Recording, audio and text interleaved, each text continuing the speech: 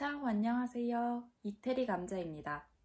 저는 이탈리아에서 1년 동안 거주를 했습니다. 처음 이탈리아에 왔을 때 문화가 다르다 보니 당황한 순간도 있었고, 어느 정도는 적응이 됐지만 여전히 익숙하지 않은 부분도 있습니다. 오늘은 한국인은 차갑거나 무례하게 느껴질 수 있는 행동이지만 정작 이탈리아인은 차별 의도 없이 하는 행동에 대해 이야기해 보려고 합니다.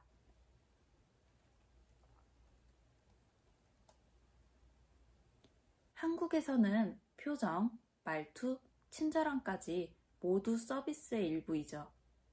미소를 띠고 멘트를 하나 더 붙이는 게 익숙합니다.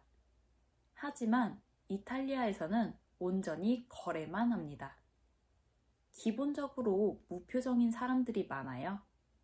필요한 말만 하고 불필요한 감정 표현은 하지 않아요. 그냥 일은 일이라는 태도에 가깝습니다. 오히려 과도하게 친절하면 이용료가 높은 가게인지 추가적인 서비스 비용이 붙지 않는지 확인해 보시길 바랍니다.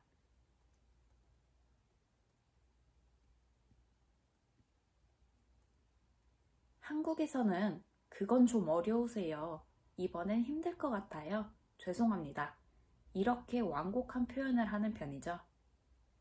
반면 이탈리아에서는 그냥 no 하고 끝입니다. 게다가 no 라고 하며 어투가 더 단호해요. 왜 안 되는지 부가적인 설명을 붙이지도 않죠. 하지만 이건 무례가 아니라 직설적인 의사 표현 문화일 뿐입니다.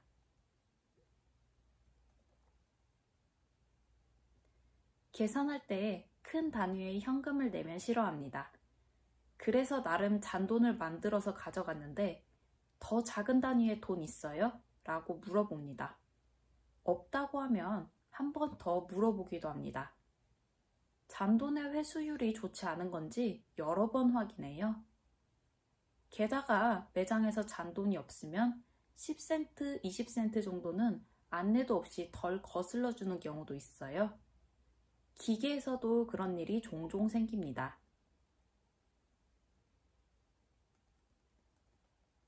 나는 테라스에 앉고 싶어.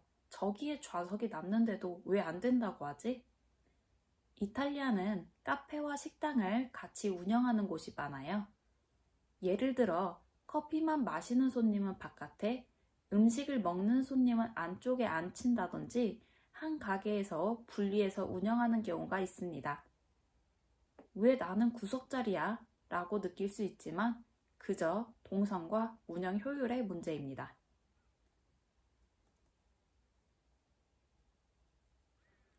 내가 먼저 왔는데 왜 저 사람 주문 먼저 받아?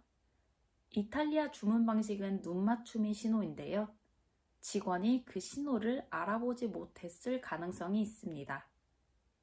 메뉴판을 펼쳐놓은 상태에서 눈을 마주치면 우연히 눈을 마주쳤나 보다 라고 넘길 수도 있어요. 메뉴를 고르셨으면 메뉴판을 덮어주시길 바랍니다. 내가 먼저 주문했는데 왜 저 테이블 음식이 먼저 나와? 음식마다 조리 시간이 다르기도 하고요.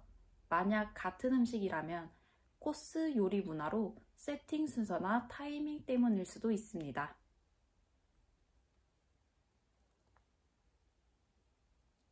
내가 계산대 앞에 섰는데 직원이 통화 중이고 옆 사람이랑 대화 중이고 본인이 하던 일 마저 다 하고 나서 천천히 맞이합니다. 혹시 나를 발견하지 못했나 싶을 정도로 태평합니다. 한국에서는 상상하기 어렵죠.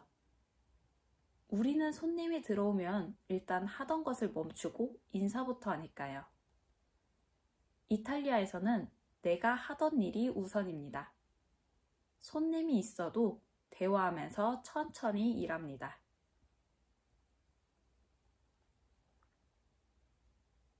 한국에서는 영수증을 손에서 손으로 건네주는 게 기본이죠. 이탈리아에서는 영수증을 손에 잘 주지 않습니다. 카운터 테이블에 툭 놓습니다. 가지런히도 아니고 툭 말이죠. 아이 컨택 없이 흘리듯이 주기도 하고요. 손을 내밀어도 머쓱하게 테이블에 두는 경우도 있어요. 동전도 마찬가지입니다. 한국은 사정 봐주기, 한 번만 예외 이런 걸 기대하죠. 마감 시간, 환불 규정, 방금 했던 것 취소, 이탈리아에서는 통하지 않습니다. 의아하게도 이런 규칙과 반대되는 부분이 있습니다. 바로 같은 기관이어도 직원마다 업무 처리 방식이 다르다는 것입니다. 예를 들어 은행, 경찰서, 우체국 같은 관공서도 말이죠. 같은 문서를 가지고도 지점마다 통과 여부가 다르고요. 심지어 한 지점 내에서도 어떤 직원은 추가 서류 제출을 요구하기도 합니다.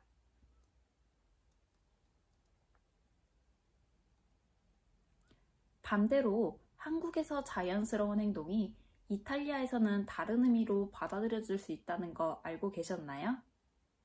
이번에는 유럽인이 오해하는 한국인의 행동입니다.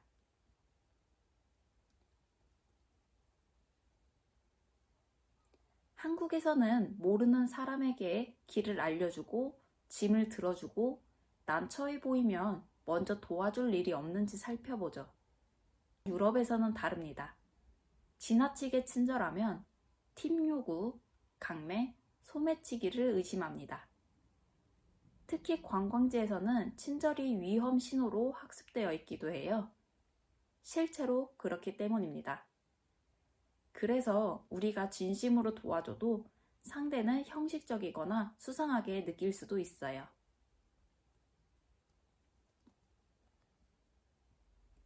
한국인은 직접적인 거절을 굉장히 불편해하죠. 그래서 생각해 볼게요. 괜찮을 것 같아요.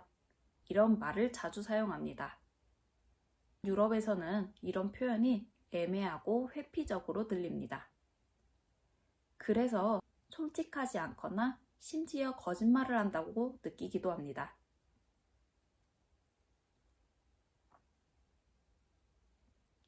한국에서는 처음 만난 사람과도 나이, 직업, 애인 유무, 가족 관계를 자연스럽게 물어보죠. 상대를 파악하고 알아가기 위한 과정입니다. 하지만 유럽에서는 이 질문을 몇 달은 알고 지낸 사이여야 가능한 주제예요. 처음부터 이런 질문을 받으면 왜 이렇게 사생활에 관심이 많지? 무례하고 불쾌하게 느낄 수 있습니다.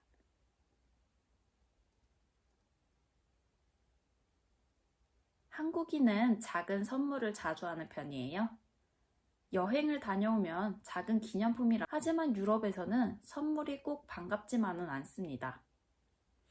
나도 답례를 해야 하나? 무언가 기대하는 건가? 그래서 가벼운 마음으로 준 선물이 상대에게는 부담이 되기도 합니다.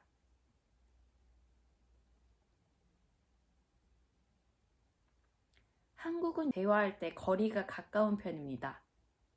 유럽인은 개인 공간을 굉장히 중요하게 생각해요. 대화 중에 상대가 슬쩍 뒤로 물러난다면 너무 가깝다는 신호입니다.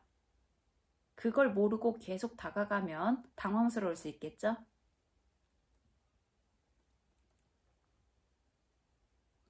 한국은 겸손과 배려를 위해 감정을 누르도록 배워왔습니다. 그래서 불편한 감정 표현을 최소화합니다.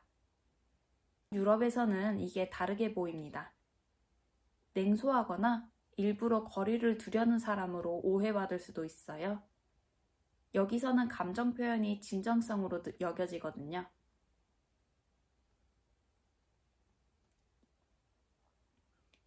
빠른 걸음, 즉각적인 반응, 멀티태스킹, 모든 걸 효율적으로 처리하려는 태도. 한국에서는 당연하고 심지어 능력이 되기도 하지만 유럽에서는 여유를 즐기는 못하는 사람처럼 보일 수도 있어요.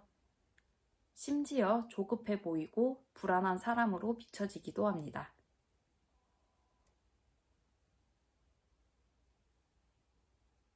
눈을 잘 마주치지 못하고 말끝을 흐리고 항상 조심스럽게 말하시는 분들이 계시죠? 특히 성인이 이런 태도를 보이면 좀 부족한 사람인가? 라고 생각하는 경우가 있어요. 칭찬을 해주며 손사래를 치며 아니에요. 한국에서는 예의 바르고 겸손한 모습이지만 자신감이 없다. 의사표현을 잘 하지 못한다. 이렇게 오해를 받을 수 있습니다. 한국은 정서와 관계 중심, 이탈리아는 직설과 규칙 중심입니다. 그래서 불친절하다 보다는 특별히 친절하지도 대우하지도 않는다 라는 표현이 더 맞습니다. 이탈리아인들은 겉으로 보면 무표정하고 차가워 보이지만 알고 보면 속이 따뜻한 나라입니다. 가족 중심이라는 점에서 한국인과 정서가 비슷한 부분도 있고요.